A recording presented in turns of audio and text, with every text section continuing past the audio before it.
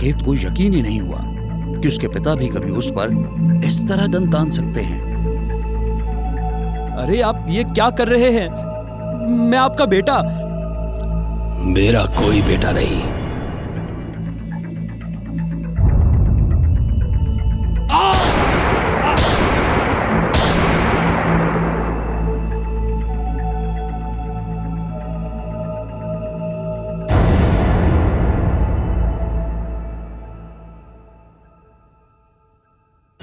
और इस तरह हुई थी उसके पति अनिकेत की मौत। उसके अपने पिता ने ही मारा था उसे।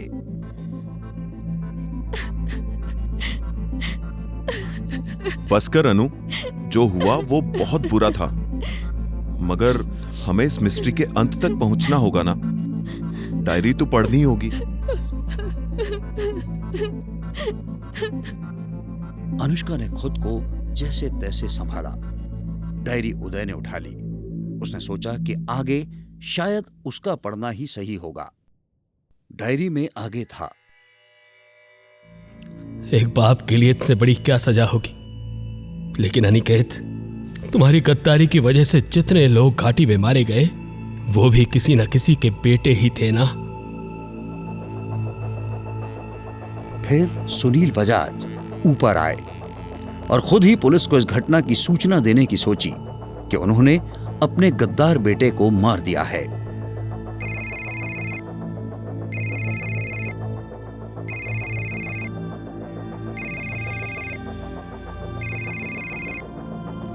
अरे, अब ये क्यों कॉल कर रहा है?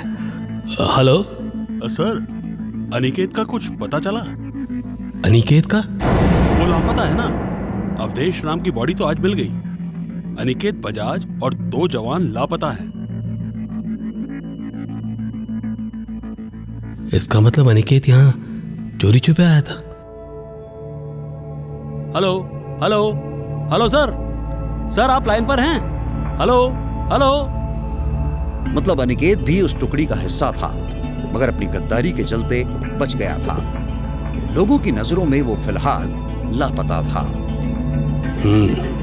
ठीक है, अब से वो लापता ही रहेगा, हमेशा हमेशा के लिए।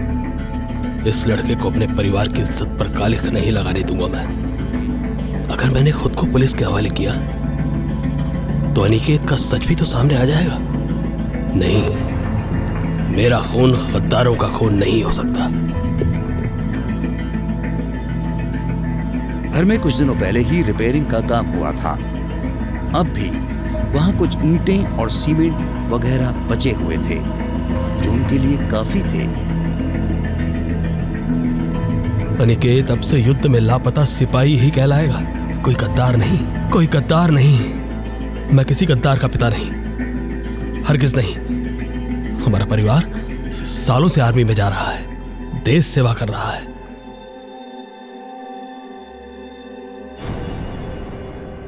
मैं हैरान था कि जिस घर में अनिकेत के फादर रहते हैं वहां कोई कैसे आया और उसे मारकर दीवार में चुनवा दिया, पर यह तो खुद अनिकेत के फादर ने किया। मगर उदय, अगर अनिकेत जिंदा नहीं है तो वो वेयरवुल्फ, वो कौन था? वो जिसने उस रात हमारी जान बचाई थी, वो कैसे अनिकेत में बदल गया था? पता नहीं अनु, वही तो सबसे बड़ा सवाल है। शायद इसमें कुछ पता चले। सुनील बजाज ने अपने गद्दार बेटे को सजा भी दी और उसे ठिकाने लगाकर अपने परिवार की इज्जत भी बचाई। मगर वो एक पिता भी थे और अब उनके अंदर का पिता अपने अपराध बोध से सुलग रहा था। पिछली रात से ही वो सो नहीं पा रहे थे। उन्हें बार बार अनिकेत दिखाई देता। उनका मन होता कि काश वो एक बार उसे गले लगा सकते। सजा उन्होंने सिर्फ अनिकेत को नहीं, खुद को भी तो दी थी। और तभी बाहर से कुछ गिरने पड़ने की आवाज आई और वो चौंक पड़े। अरे, ये आवाजें कैसी? मैं अंदर था तो कोई बाहर से आकर बेसमेंट में तो नहीं घुस गया? कोई जानवर? मगर ऐसा कैसे हो सकता है? दरवाजा तो बंद है। और जब वो बेसमेंट की सीढ़ियों पर पहुंचे तो नीचे एक बेहद ही हैरतअंगेज दृश्य उनका इंतजार कर रहा था। अरे ये क्या? ये कैसे हो सकता है? ये नहीं हो सकता।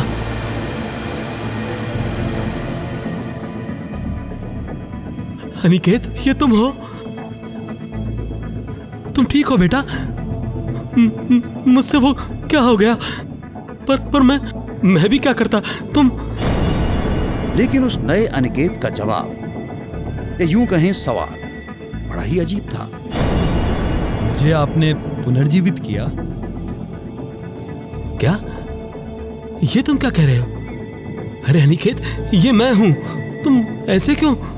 ये कौन है? ये किसका शरीर है? मैं इस दर्पण में किसे देख पा रहा हूं? तो क्या तुम अनिकेत नहीं हो? क्या अनिकेत ये है? हाँ, तो क्या? नहीं, मैं वो नहीं हूं जो आप मुझे समझ रहे हैं। मैं वहां था, उस बक्से के अंदर। और ये वही बक्सा था जिस पर गोली खाकर लहूलुहान अनिकेत गिरा था। चंद्रमा की और कितनी रातें बची हैं? जल्दी बताइए। क्या चंद्रमा की रातें? अरे ये सब क्या कह रहे हो तुम? और कौन हो तुम? और ये सब क्या हो रहा है यहाँ? अरे ये सब क्या हो रहा है? कुछ तो बताओ, कौन हो तुम? रुको।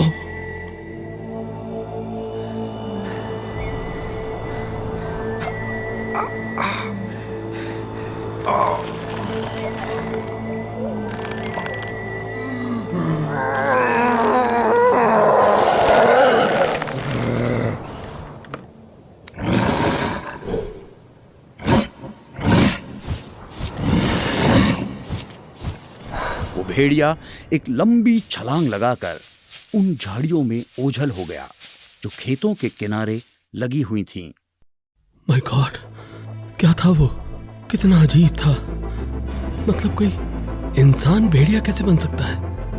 हाँ, भेड़िया ही तो था वो। मगर इस क्षेत्र में भेड़िए तो नहीं पाए जाते ना। वो भागकर वापस नीचे बेसमेंट में आए और उस दीवार को एक जगह से खोलने लगे जिसके पीछे उन्होंने खुद ही अनिकेत को दफन कर दिया था। कुछ समझ नहीं आ रहा क्या हो रहा है। अनिकेत तो इसके अंदर था ना? जब उन्होंने उस दीवार को जरा सा तोड़कर अंदर देखा तो पाया अनिकेत की लाश अब भी अंदर ही थी। अरे ये तो यही है। तो अगर अनिकेत यहां इस दीवार के पीछे है तो वो कौन था जो हूबहू अनिकेत जैसा था?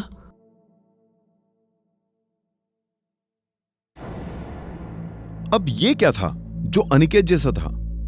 ये भी बॉक्स से ही निकला था और वो बॉक्स भी बेसमेंट में ही था। मुझे लगता है वो शैडो ही है। शैडो भी ऐसे ही मिला था मुझे। अरे पर शैडो को तो तुमने बाद में जिंदा किया था ना, फिर ये शैडो कैसे हो सकता है? ओफो, तुम आगे पढ़ो ना। हम बहस कर ही क्यों रहे हैं जब सब कुछ इस डायरी में है तो?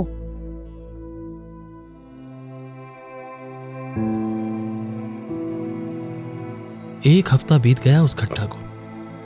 पता नहीं वो क्या था। वो भेड़िया था कि इंसान था? ये कैसी आवाजें आ रही हैं गांव से? ऐसा लग रहा है लोग चीख रहे हैं। पर क्यों? गेट पर पहुंचे तो उन्हें गांव के कुछ लोग मिले। क्या हुआ? इतना शोर क्यों हो रहा है? साहब साहब साहब, बाग में गांव घुस आया। चुप साहब, आदमखोर बाघ घुस आया है गांव में फिर से। उस गांव में उन दिनों एक बाघ का आतंक था। वो कभी भी गांव में घुस आता था। पिछली बार एक बेचारी बच्ची को ले गया था वो। इस बार ऐसा नहीं होने दूंगा मैं। वो गांव के बीच पहुंचे।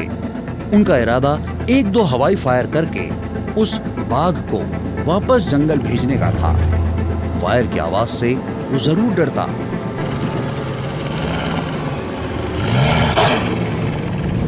ये बहुत ढीठ लग रहा है। गन फायर की आवाज से कहीं भिड़क ना जाए।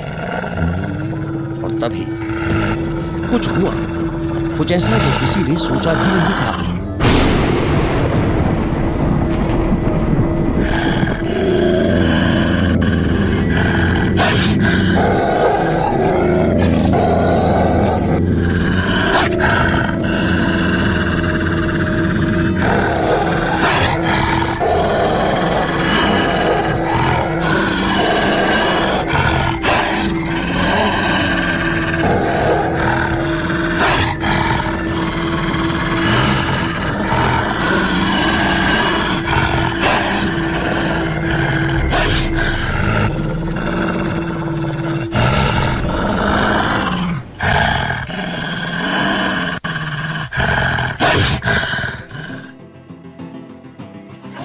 और वो बाघ भाग गया।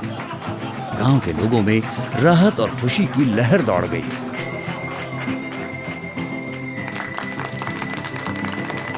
अरे ये तो वही भेड़िया है, वही जो उस रात बेसमेंट में पहले अनिकेत का हमशक्ल था और फिर इस भेड़िए में बदल गया था। और फिर गांव वालों ने अपने जान बचाने वाले को घेर लिया, जो उनकी समझ से कोई कुत्ता था। कमाल हुई गवाह, पर का चीज है भाई जानवर? अरे शेर भी कैसा दुम दबाकर भागा था इसके आगे। हाँ अरे ये है का? लग तो कुतवा रहा है, पर इतना बड़का।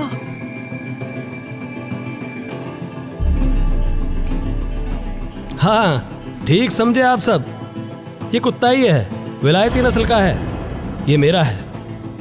साहब साहब, नाम का है का? सुनील बजाज ने ऐसा कहा और वो अच्छा खासा ताकतवर भेड़िया भी यूं पूंछ हिलाने लगा मानो सच में ही उनका पालतू कुत्ता हो। इसका नाम है शैडो। क्या होगा आगे जानने के लिए जरूर देखें अगला एपिसोड। और कहानी पसंद आई हो तो जरूर करें लाइक, कमेंट और दोस्तों के साथ शेयर। थैंक यू, धन्यवाद और शुक्रिया।